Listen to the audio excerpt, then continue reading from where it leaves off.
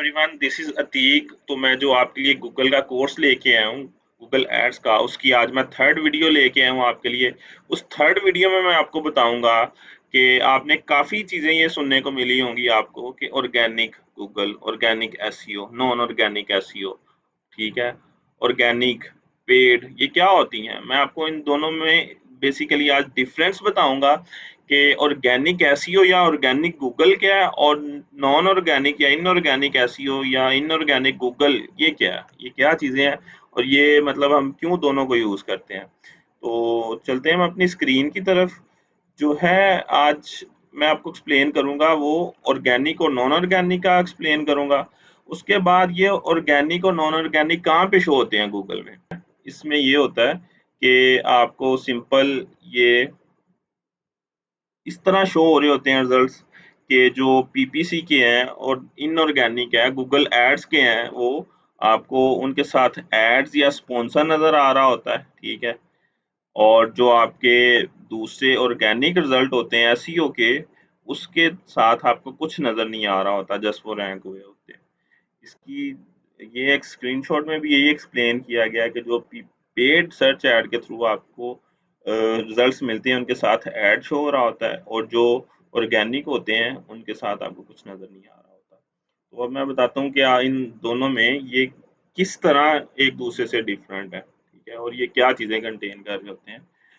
जो एसईओ है वो ऑर्गेनिक है और नॉन पेड है। इसमें आपको कोई पैसा गूगल को नहीं पे करना पड़ता, आप खुद ऑर्गेनिक वर्क करते हैं, ऑर्गेनिक गूगल के एल्गोरिथम्स को अपनी वेबसाइट पे अप्लाई करके और अपनी वेबसाइट को रैंक करते हैं, ठीक है। और इसमें जो इनऑर्गेनिक, जो नॉन ऑर्गेनिक है एसईएम, इसमें क्या होता है, आपको गूगल को पे करना पड़ता है कि हमें ऐड लाइव करने हैं।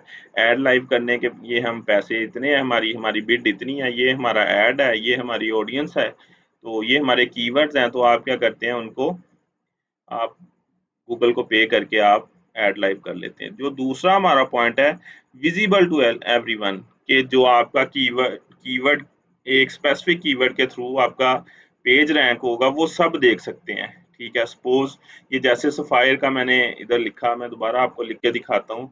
मैं इधर लिखता हूँ ऑनलाइन शॉपिंग इन पाकिस्तान, मैंने लिखा ऑनलाइन शॉपिंग इन पाकिस्तान।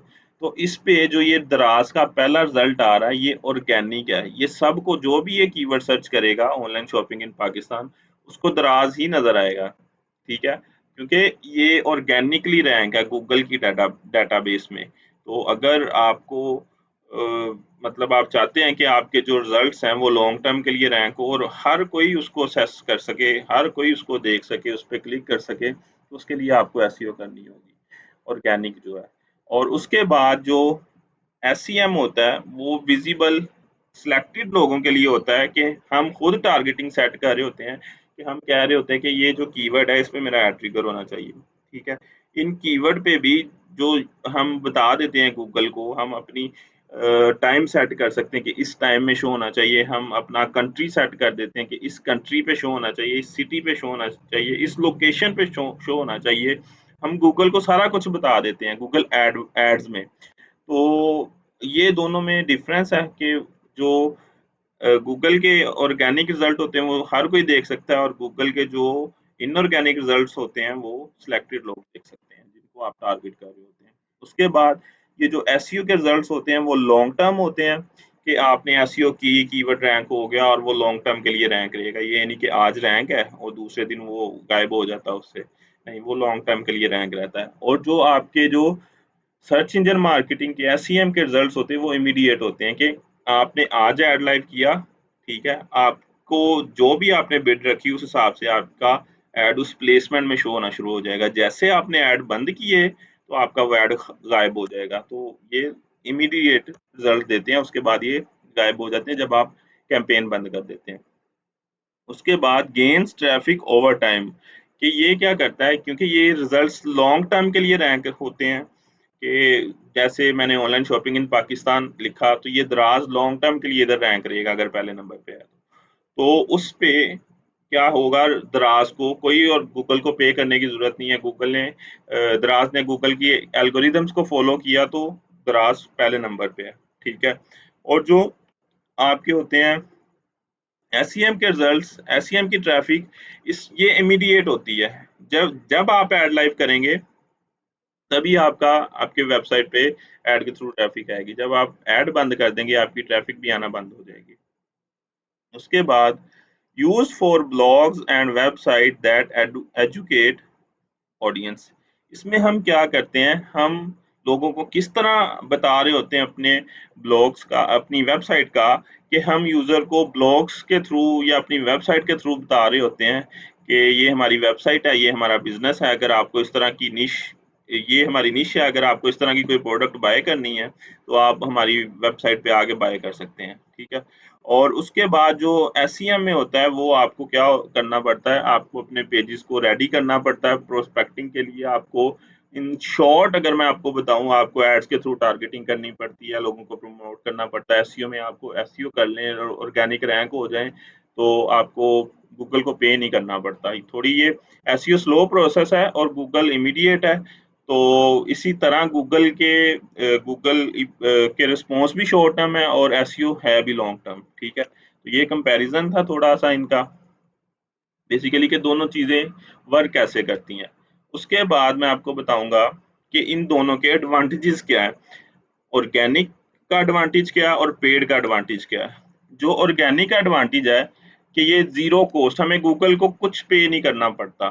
ठीक है। हम ऑर्गेनिकली रैंक करते हैं, ऑर्गेनिकली हमें ट्रैफिक आ रही होती है, हमें कुछ गूगल को पैसे नहीं पे करने।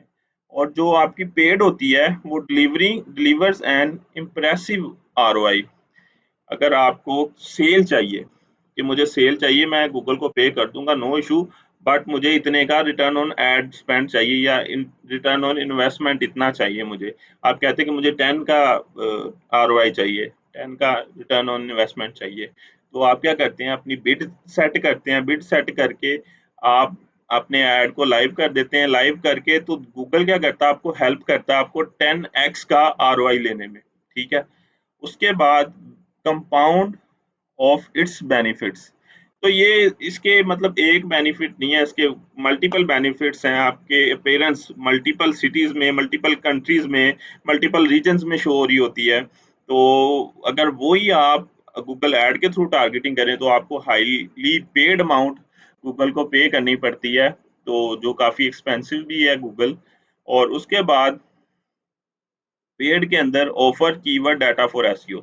ऑब्वियसली जब आप ऐड लाइव करते हैं तो आपको सारा डाटा मिल रहा होता है गूगल की क्यूरीज के थ्रू, सर्च टर्म्स आ रही होती हैं कि आपको आपके ऐड को इन इन लोगों ने देखा, इन ये लोग आपके ऐड से को ऐड में इंटरेस्ट रख रहे हैं, तो आप उन कीवर्ड्स के थ्रू टारगेट भी कर सकते हैं उनको। ठीक है।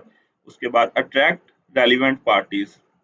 जब आपका ऑर्गेनिक रिजल्ट रैंक होगा, ऑर्गेनिक रिजल्ट आपका रेलिवेंट कीवर्ड पे रैंक होगा, तो सपोज जैसे मैंने अभी ऑनलाइन शॉपिंग इन पाकिस्तान लिखा है इधर, तो ऑनलाइन शॉपिंग इन पाकिस्तान एक बहुत बड़ा कीवर्ड है। ठीक है। तो जो भी बंदा आएगा वो ट्रस्ट करेगा दराज पे, वो ट्रस्ट करेगा होम शॉपिंग पे, वो ट्रस्ट करेगा टेलीमार्ट पे। वो क्या करेगा कि यूजर्स को ये रिजल्ट अट्रैक्ट करेगा कि नहीं जी, ये बंदा ऑर्गेनिकली काम कर रहा है और अच्छा काम कर रहा है, जिसकी वजह से गूगल ने इसको टॉप पे रखा हुआ है, तो मुझे इससे बाय करना चाहिए। तो ये इंटरेस्ट भी डेवलप करती हैं, यूजर को अट्रैक्ट करती हैं ये चीजें। उसके बाद जनरेट इंस्टेंट रिजल्ट्स। जो एसईएम है, ये जो पेड है, आपने ऐड लाइव किया तब तक लाइव रहेगा। अब तब लाइव रहेगा अगर तो यूजर को, जो नल यूजर है उसको कुछ नहीं पता, तो वो ऐड के थ्रू बाय कर लेगा। ठीक है। जो आपका थोड़ा समझदार यूजर होता है, जिसको पता होता है इन चीजों का, वो क्या कहता है, वो कोशिश करता है मैं ऑर्गेनिक रिजल्ट पे जाके बाय करूं, क्योंकि ये प्रेफरेबल नहीं है। ये जो गूगल एड्स के इनऑर्गेनिक रिजल्ट्स हैं, इसमें क्या होता है कि लोगों ने पैसे पे करके ऊपर आए होते हैं, अपने ऐड शो करवाए होते हैं। तो इस वजह से इसके रिजल्ट्स भी इंस्टेंट होते हैं। गूगल जो यूज़र होता है उसको इस पे ना बिलीव नहीं होता कि नहीं, इस पे मुझे अच्छे रिजल्ट्स नहीं मिल सकते। ठीक है। तो इंस्टेंट रिजल्ट होता है इसमें, तो इस वजह से यूज़र इतना ना इस पे रिलाई भी नहीं कर रहा होता। उसके बाद डिलीवर एन इम्प्रेसिव आरओआई।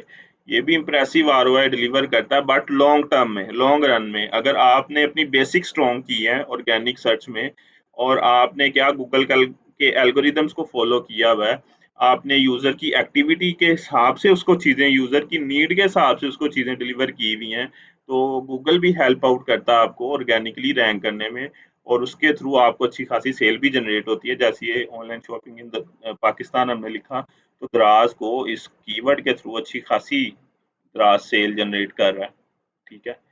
उसके बाद अट्रैक्ट सिग्निफिकेंट बायर्स। जब आप सिलेक्टिव टारगेटिंग कर रहे होते हैं पेड सर्च में, तो आप क्या करते हैं, आप जो राइट कस्टमर है, आप उसको वो वाली चीज़ पहुँचा रहे होते हैं जो उसको चाहिए, ठीक है। तो जो क्या करती है कि वो बायर्स को अट्रैक्ट करती है कि मुझे यही चीज़ तो चाहिए, जो ये मुझे अभी नज़र आ रही है, तो वो फौरी बाय करता है उसको। तो इस तरह आपकी ऑडियंस पूल जो बढ़ता रहता है, ठीक है। Sport neighbouring marketing channel.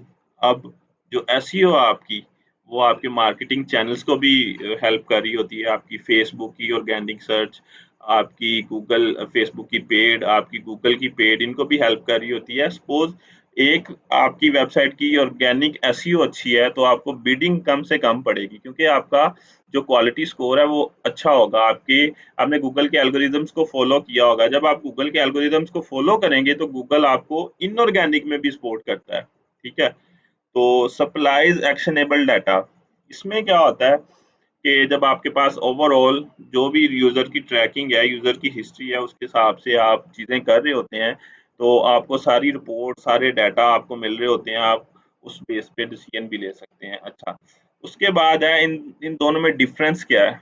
Price wise, सबसे पहले हम डिस्कस कर लेते हैं प्राइस वाइज़। ऑर्गेनिक में आपको गूगल को कुछ पे नहीं करना पड़ता, नॉन ऑर्गेनिक में पेड में आपको पे करना पड़ता है। ये दोनों में डिफरेंस है प्राइस वाइज़। उसके बाद टाइम वाइज़, जो ऑर्गेनिक है उसमें अच्छा खासा टाइम लगता है आपको रैंक करने में कीवर्ड्स, आप क्योंकि गूगल के एल्गोरिदम्स को फॉलो करके स्टार्ट से बेसिक से आपको चीज़ें लेके चलनी पड़ती है, तो आपको अप्रोक्सीमेटली काफ़ी टाइम लग जाता है। और जो आपका पेड है वो आपका इंस्टेंट है, आपको आपने आज ऐड लाइव किए, थोड़ी देर बाद आपके ऐड लोगों को नज़र आना शुरू हो जाते हैं।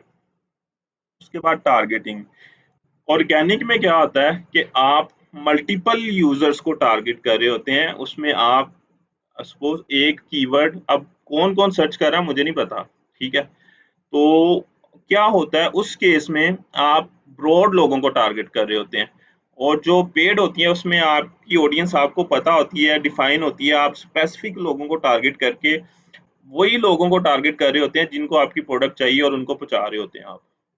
उसके बाद विजिबिलिटी, ऑर्गेनिक सर्च जो है उसको हर कोई, वो हर किसी के लिए विजिबल है। कि सपोज जैसे ये दराज वाले हैं, ऑनलाइन शॉपिंग इन पाकिस्तान पे पहले नंबर पे रैंक है, तो ये हर कोई देख सकता है, इसको हर किसी के लिए विजिबल है। बट जो पेड सर्च होती हैं, पेड एड्स होते हैं, वो सिर्फ वो लोग देख सकते हैं जिनको मैं टारगेट करूंगा, जिन कीवर्ड्स पे मैं ट्रिगर करवाऊंगा। और उनमें भी मैं location wise, device wise, operating system wise भी कर सकता हूँ इन। और उसके अलावा मैं क्या कर सकता हूँ, अपने रीजन वाइज भी उनको टारगेट कर सकता हूँ कि मेरे इस रीजन में ही ऐड शो, उसके अलावा कहीं पे ऐड ना शो हो। तो मैं हम इसकी विजिबिलिटी को लिमिट